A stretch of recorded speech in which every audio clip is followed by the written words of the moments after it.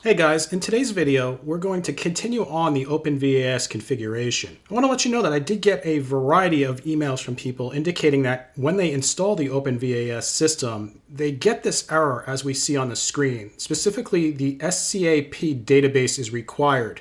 Basically what happens is after you install the actual application, for whatever reason, sometimes it bugs out and you're not able to actually initiate the database or download the data.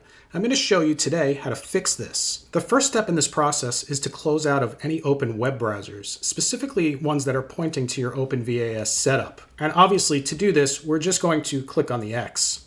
The next thing we're going to do is we're going to stop the GVM from running. This is required in order for us to update or synchronize the database. To do this, it's simply sudo space gvm-stop and hit enter. The next thing we need to do is we need to synchronize the feed. In order to do this, we're going to do sudo space greenbone-feed-sync and hit enter. Keep in mind that previous versions of this command may have been OpenVAS-feed-sync or gvm-feed-sync, but not in the most current version as to when this video was created. Assuming your version has been updated, this is now the command you'll use to set up the synchronization. Let's launch this feed synchronization now.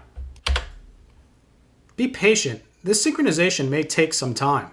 Okay, so now that this is completed, you would think at this point we have updated all of the actual feed data from the NASL files, the SCAP files, the cert.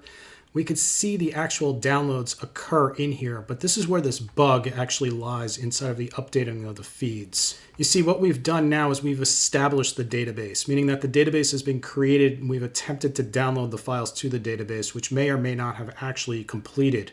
So what we need to do is we need to individually download the feed data directly to the database that we just created. So let's start with a fresh command line. And that's simply typing in clear and hitting enter on the keyboard. The next thing we're going to want to do is update the greenbone-nvt. Once again, we created the database when we ran the last synchronization or feed synchronization command. However, there's a bug that even though you think that it's downloading the entire synchronization, when you have that error where the SCAP doesn't show or the database is not created, running that first command will initialize the synchronization of the data. However, it doesn't actually sync the data. All it does is create the actual database. So either it's misleading or there's a bug somewhere in the application. Either way, this is how we continue on. First things first, let's enter in sudo space greenbone-nvt-sync and hit enter. Now that the database has been created, and there at least is a location for this to download to, this synchronization shouldn't take that long. Now it's time for us to update the SCAP data synchronization. So basically we want to sync the SCAP data directly to the database we created in the first command. And in order to do that, we're going to do sudo space greenbone-scapdata-sync, then hit enter on your keyboard.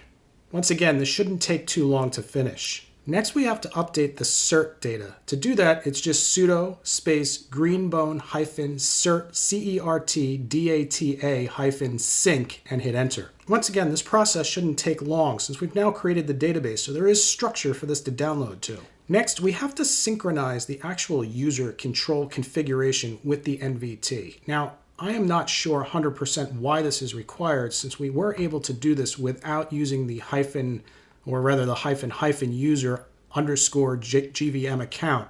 However, if you don't do this, you will still end up with the SCAP database error occurring under the CVE when you go into the actual web portal. I assume it has to do something with permissions, maybe accessing the file, and adding this will give access to the location, which helps synchronize the data to the actual databases. The logging on the back end of the configuration to troubleshoot this is a little hairy, so you'll have to just take my word for it that this will help you get the data synchronized in your actual setup. To do this, it's simply sudo space runuser space --user space underscore gvm space greenbone-nvt-sync and hit enter. Once these commands have completed, we need to reboot.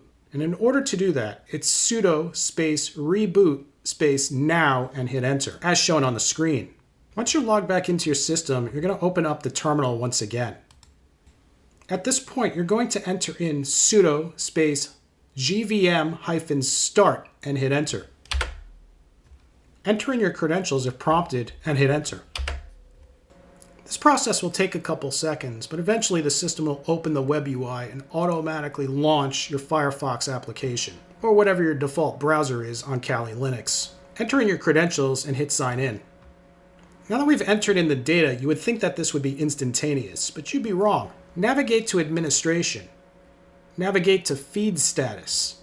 If at this point you see update in progress, this means that your configuration is now functioning correctly. Now it's just a patience game. You're going to have to sit here and wait for the update that is in progress to complete, at which point then your feed, your configuration, and your scanning will now function. As always, the commands to fix these issues are down in the description of this video. Now before we finish out this video, I figured I would show you the finishing result, at least in this video, which is we are set as current now. Now keep in mind that this process took about 30 minutes for the system to download the database to become current. This, however, is not the end of the synchronization process. You should continue to run the GVM service, so let it run in the background, and it can take up to 24 hours for the system to actually sync. So keep that in mind when you're going through this process, that it's not a fast process to get this system set up, that the whole synchronization process is extremely slow when we're talking about the OpenVAS system. Quite frankly, if you're in a rush, use the Tenable Nessus version. It's a lot faster. All that said, patience is key here. Leave me a like if this helps any of you guys out. And as always, thanks for the continued support.